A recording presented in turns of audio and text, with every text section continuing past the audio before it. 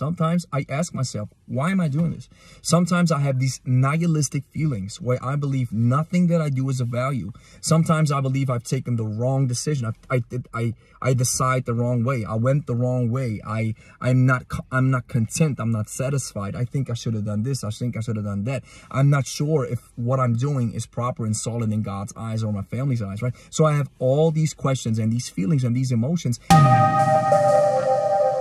Folks, I'm currently on the road, but I want to say thank you for the 100,000 subscribers. OMG, it took me 8 years to build this channel, and I am so grateful that over 100,000 people decided that it was worth their time, worth their click to join us on this wonderful, beautiful, powerful kettlebell journey that we are on. And I want to take a minute to just reflect a little bit.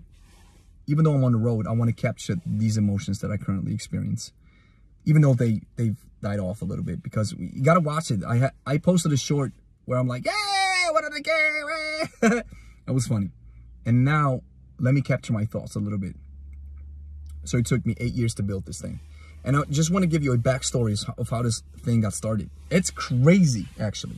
So 8 years ago, I started as a personal trainer, opening up my own gym in Wilhelmshaven, Switzerland, this very small village at the northern part, right to the border to Germany. So when I got started, I came from the typical gym bodybuilding type of stuff background. And I visited this one course where they were talking about kettlebells. And there was this one guy, he recommended me to get competition kettlebells because he's like, you know, they're all the same size. So if you buy kettlebells, make sure the competition, you're going to have an easier way to get started with the technique. And then the technique stays the same once you learn it. I was like, okay, let's do this. So I did it. And then in June 2016, I got started, or September 2016, I got started with the YouTube channel. And so I was doing variety content. I was trying to find out my voice. I was trying to find my voice, find my content, find my niche, because I knew early on that I had to drill into a niche because everything else already exists on the tube. So you have to make sure that you bring your own personality to an idea, and to a product, and to a philosophy or whatever it is that you vibe with, that you enjoy, that you're passionate about, and then you add your own twist to it. So after a couple of videos, I uploaded this one video, kettlebell exercises for beginners, in German. And I got started with, I think I got started with Swiss German, then I switched to regular German, and then I switched to English. And when I got started with that video, I think I did a couple of videos. I even did some drama videos from German and Swiss fitness influencers, and I immediately wanted out. I was like, nah, that's not me. I don't want to talk about drama. I'm not, you know, I'm not no Greg Doucette and stuff. That's not me, even though I respect the guy, but I do a little bit of drama, right? We have, that's these views, drama rakes in the views, I understand, but I still want to keep it classy, and I want to keep the main focus on this channel. It's the kettlebell and not the people. And funny thing is, even though I get criticized and critiqued for lots of these trainer critique videos, you know, the videos that are doing the best are 5 exercises for kettlebell, 5 kettlebell exercises for men over 40, 15-minute kettlebell beginners workout. And I'm really happy that this content is the overarching principle on this channel, because this is actually what I want to do. But since, you know, I'm in that sphere and I see a celebrity use it, or, you know, Pavel says something, of course I gotta share it, right? And give my own thoughts about it. That's part of, you know, understanding your content strategy and all. But back to the topic at hand. So I did this video and it went well. And I was like, wow, interesting. So it seems like the YouTube algorithm favors this type of content. And you call it algorithm, you can call it destiny. I call it God's hand, because I'm a Christian and I believe that the steps of a righteous man are ordered by the Lord. I believe he orders my steps, even though I don't deserve it one bit.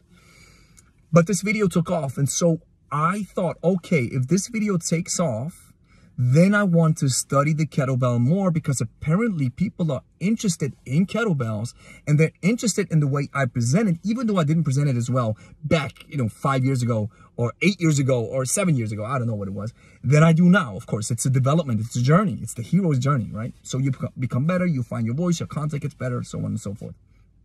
So that one video was the reason why I opted in for kettlebell content. So I got started with the content. So then I took a deep dive into kettlebells, and not long after, I realized that I was hitting a roadblock because I treated the kettlebell like a weird-shaped dumbbell, like everybody else, like every beginner. I don't care if you're a fitness professional, if you've been training for a long time, if you pick up the kettlebell for the first time and you have no skill, no knowledge, you are an ultimate beginner and you don't know how to treat it. It's not like a dumbbell that you can pick up and then do whatever moves. Of course you can. Don't get me wrong. Of course you can. But if you want to really do it practically and learn and move up with the weights and enjoy and get that enjoyment and the benefits the kettlebell training can provide, you have to learn it. So a couple of years later, I invited Steve Carter, the legend, the man, the sensei, into my gym, June 2019. And from there on, the pandemic happened. And in the pandemic, we were forced to train in the gym or at home and coach our folks online. And then we were like, okay, guys, go get your kettlebells, and then we're gonna, train you guys at home. And then we took a deep dive into kettlebells. And 2020 to up until this day, and until I die, but these first couple of years were the forming years, the foundational years of where I invested thousands with Angie alongside me. We invested thousands and thousands and thousands of hours into this tool, and this got us a head start. It was the shortcut to success, because in these short 3 to 4 years, we took off like crazy in our skill, in the way we handle things. And I told Steve in June 2019, I told him, I want to build a kettlebell hub.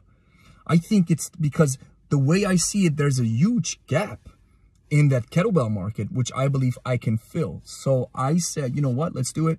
And when I have a conversation with my sensei today, he says, man, I remember we were sitting in your patio and you were like, Steve, I'm going to do this. And you did it. So congrats. And, I got the blessing from the master.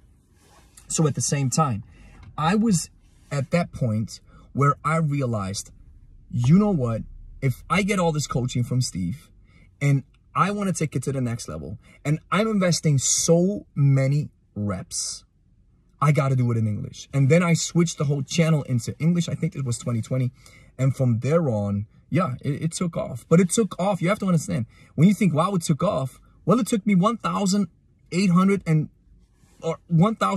plus videos to get this thing, to get where I'm at now. And what lots of people think is that you just need an idea, and then you do a couple of videos, or you just invest a little bit of time, and then money falls from the sky and from the heavens. Everybody likes you and you're a celebrity, and boom, bang, bang. Well, it may happen, but it happens almost never, right? If you are a normal person. So what you are required to do then is invest the time, the patience, the money, and go all in. But at the same time, let me tell you, friends, even though I can see that we are on a trajectory of success, which took a long time to build, at the same time, let me tell you guys, and why do I have them? Because they are part of the human condition, because I'm a human being and I'm not exempt from this. So maybe I can take this 100K speech to a certain extent and instill some courage and love and power into your soul and tell you, listen, it's not about being successful. Of course, it's about being successful. We all want recognition. We all want to build something. Of course, success plays a part in our lives. I don't walk around saying, I just sit in my little booth and I pray all day and I'm good and I'm happy. No, I wanted to do something with my life because I wasn't happy with the stuff that I was doing. Now, I realized that being content and happy is a decision.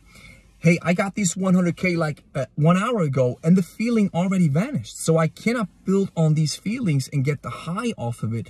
But I have to realize and recognize that I have to be content with a solid and focused decision to be happy and content. And of course, that's not easy if you live in turmoil. And I pray that you can change that situation that you're currently in. But at the same time, we have this great saying, right, that says, God, give me the courage to change the things that I can.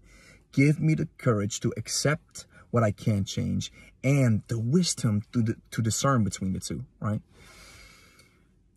So happiness is something that is, I believe, a conscious decision, and that's not always easy, but it it's just unraveling to me currently, thinking about that I just cracked a goal that I was working 8 years towards to. And 1 hour later, that feeling of success or joy is already gone, right? So feelings are like waves in the ocean. They go up and down, and we have to find a constant. But I'm digressing a little bit. But at the same time, friends, I am so grateful. Thank you so much. I think it's so vital that we find our voice, our niche, and then we follow our passion to a certain extent, while at the same time always being ready to adapt. Because when I was into music, that was my original thing. I was like, I want to do music for the rest of my life, and I had to quit. And you know, everybody's like, follow your passion. Well, I followed my passion for 15 years, and it didn't turn out to work. But thank God I took some of the skills that I learned back then. I took them now into this journey that I am currently right now, and I used that tenacity and the wisdom and the experience that I built from these years where I was trying to build a house that didn't really turn out to function well. I now took it into this place where I'm currently at, and I'm grateful for this. By the way, for example, speaking English, which is my second language, is something that I learned alongside in that journey. And now I am trying to improve on it, and I'm trying to cultivate it to make it better. And that's just a skill set. That doesn't make me special. It's a skill set. Everybody can learn a language and then move your mouth in a way so that you don't sound like you have a crazy German accent, right? I mean, this is a skill that everybody can learn.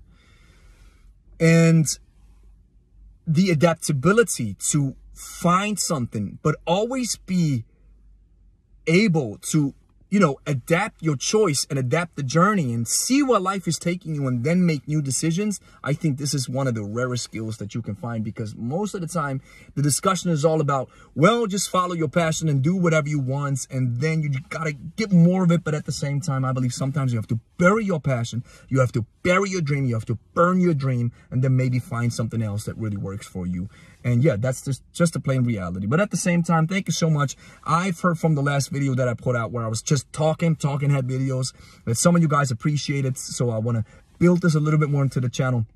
So I appreciate you guys. Make sure you show up to the live stream that we have this Friday, because we are opening the doors to our kettlebell dojo. It's going to be fun. It's going to be awesome. So show up to the live stream. It's a Q&A. When you have questions about kettlebells, I'm there for you. So see you in that live stream. Can't wait. Bye-bye.